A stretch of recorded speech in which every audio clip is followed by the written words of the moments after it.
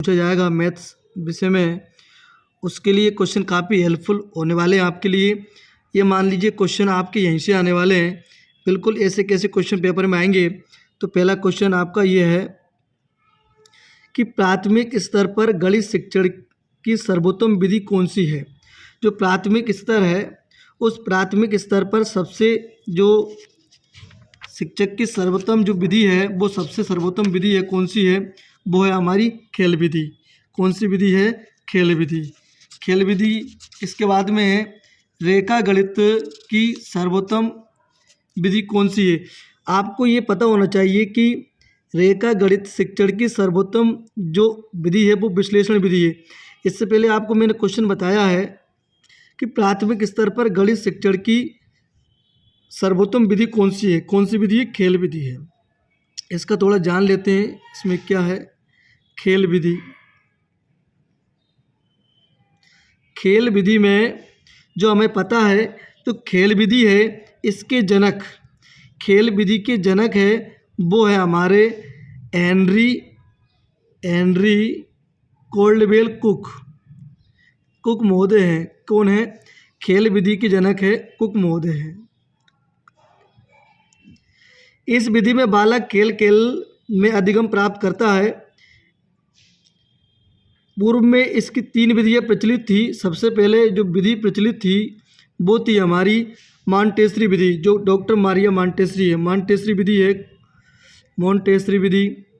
और इसके बाद में एक विधि डाल्टन विधि भी हुई है, किंडरगार्टन विधि हुई है, और किंडरगार्टन पावेल महोदय की है। ये खेल विधियाँ हैं। इसके बाद में अगला क्वेश्चन है हमारा नवीन प्रश्न हल करने की। जो नवीन प्रश्न जब बालक हल करेगा तो उसको सबसे सर्वोत्तम विधि कौन सी बताना चाहिए। सबसे सर्वोत्तम विधि होती है कौन सी होती है? आगमन विधि। कौन सी होती है?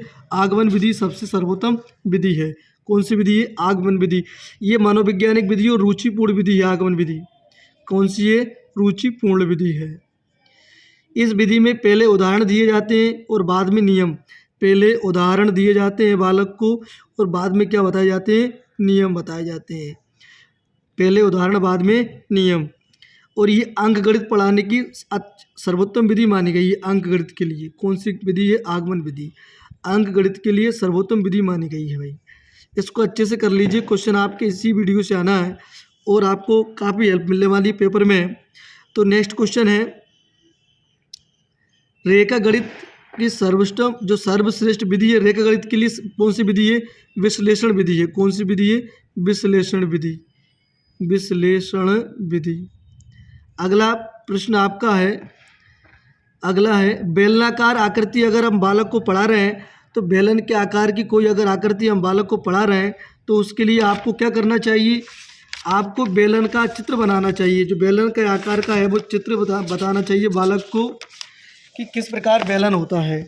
अगर आप बेलनाकार आकृति पढ़ा रहे हैं, अगर आप बालक को पढ़ा रहे हैं बेलनाकार आकृति के बारे में, तो बालक को आपको बेलनाकार आकृति बनाना चाहिए कि बेटा ये इसकी ऊंचाई होती है ना, त्रिज्या वगैरह, ये व्यास, ये सब उसको आकृति बनाकर बताओगे। तो आकृति आप कौन सी विधि में बताओगे?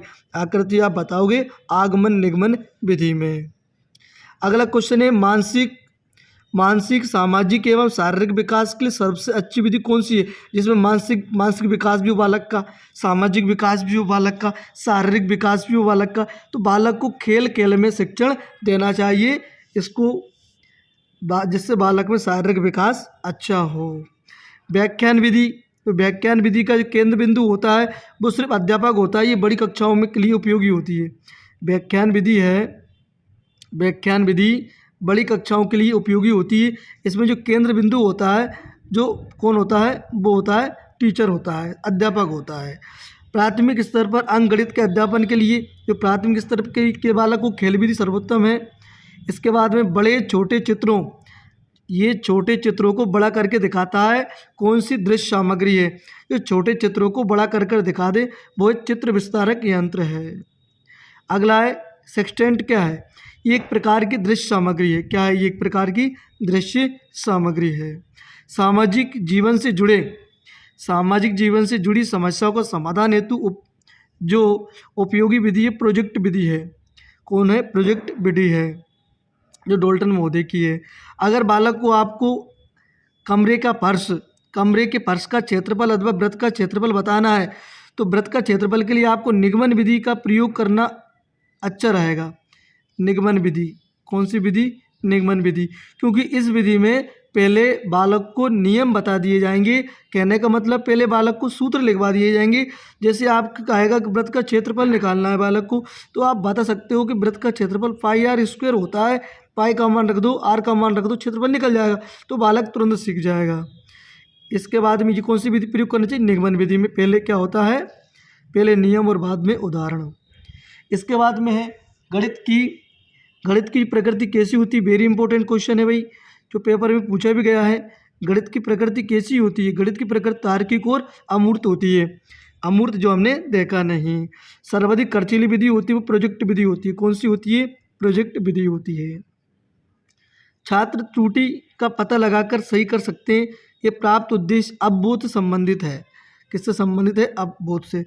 सूत्र की रचना के लिए विधि कौन सी सबसे उपयोगी है? सर्वश्रेष्ठ है वो आगमन विधि है। सूत्र की रचना के लिए सर्वश्रेष्ठ विधि आगमन विधि है। प्रस्तावना प्रश्नों का संबंध किससे होता है? छात्रों के पूर्व ज्ञान से होता है। किससे होता है? छात्रों के पूर्व ज्ञान से होता है। जब किसी परीक्षा को बार बार अंकन करने पर कोई अंतर नहीं आता तो वो परीक्षा कहलाएगी, विश्वसनीय कहलाएगी। पाठ योजना का पंचपदी सिद्धांत दिया है J.F. हर्बर्ट ने, जिसे हर्बर्ट की पंचपदी विधि भी कहा जाता है। इकाई योजना के जनक मॉरिसन माने गए हैं। इकाई योजना के जनक कौन है? मॉरिसन है। इसके बाद में अगला प्रश्न है, संज्ञानात्मक पक्ष का जो संज्ञानात्मक पक्ष है वो ज्ञानात्मक प्रवृत्ति से है। अगला प्रश्न है आपका, अगला प्रश्न है ब्लूप्रिंट क्या है? तो ब्लूप्रिंट क्या है? ब्लूप्रिंट हम जानेंगे। ब्लूप्रिंट है क्या? ब्लूप्रिंट है प्रश्न पत्र निर्माण की एक आधारशिला है कि बेटा इस टॉपिक से एक नंबर क्वेश्चन आना है, 2 नंबर के आना है, 3 नंबर का आना है, तो बालक इन्हीं क्वेश्चनों को पढ़ेगा और अच्छे से नंबर लेके आएगा।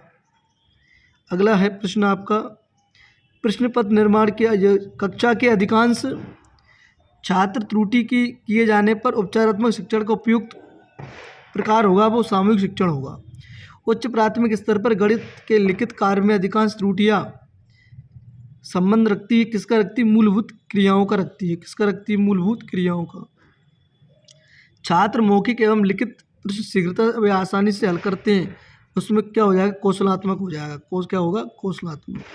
छात्र दिए गए माप के अनुसार चित्र बना लेंगे, तो अगर आपने माप के 10 सेंटीमीटर दिया, कुछ त्रिभुज की एक भुजा का है 10 सेंटीमीटर है, BC 5 सेंटीमीटर है, DC 8 सेंटीमीटर, बालक ने जब इस प्रकार का चित्र बना लिया तो वो बालक ने क्या कर लिया भाई? अनुप्रयोग कर लिया। क्या कर लिया? क्या कर लिया? कौशल कर लिया। अगर माप के अनुसार चित्र बना लिया उसने, तो उसने क्या कर लिया? कौशल कर लिया। अगला प्रश्न है, छात्र दिए गए प्रश्न का विश्लेषण करके ज्ञात करते हैं क्या दिया है एवं क्या ज्ञात करना है। अगर बालक को क्या दिया है, क्या ज्ञात करना है, त्रिज्या r बराबर दे रखी है, 2 सेंटीमीटर दे रखी है और परिमाप इतना दे रखा है, अगर बालक को ये मालूम चल गया कि उसको क्या याद करना है प्रश्न में, तो बालक ने क्या कर लिया? अनुप्रयोग कर लिया। भाई ये बात ध्यान रखना, बालक ने क्या कर लिया? अनुप्रयोग कर लिया। छात्र रेखागणित की विभिन्न आकृतियों को वृत्ताकार आकृतियों से अलग कर लेता है। अगर आपको बहुत सारी वृत्ताकार आकृतियाँ दे रखी है और त्रिभुज की आकृतियाँ अलग दे रखी है, तो इन दोनों में बालक डिफरेंस करना सीख गया, अंतर करना सीख गया। दोनों आकृतियों में वृत्त कौन सा है, त्रिभुज कौन सा है, चतुर्भुज कौन सा है, इसमें बालक अंतर करना सीख गया, तो बालक में क्या हो गया? अवबोध हो गया। क्या हो गया भाई? अवबोध। पाठ योजना के मुख्य बिंदु क्या है? सबसे पहले प्रस्तुतिकरण है। पाठ योजना के प्रथम निर्माणकर्ता थे हर्बर्ट थे। अंतिम उद्देश्य को क्या कहते हैं? लक्ष्य कहते हैं। प्राथमिक स्तर पर गिनती, पहाड़े, जोड़, बाकी, गुणा, भाग आदि कर सिखाने हेतु उपयुक्त विधि है खेल एवं अभ्यास विधि है। खेल एवं अभ्यास विधि है। अगर आपको हमारी वीडियो पसंद आई है तो हमारे चैनल को जरूर सब्सक्राइब करें। सब्सक्राइब करने का मतलब ये है कि जो वीडियो हम यहाँ से डालेंगे उसका तुरंत नोटिफिकेशन आपके पास में पहुँच जाएगा। तो thank you for watching. Video देखने के लिए धन्यवाद।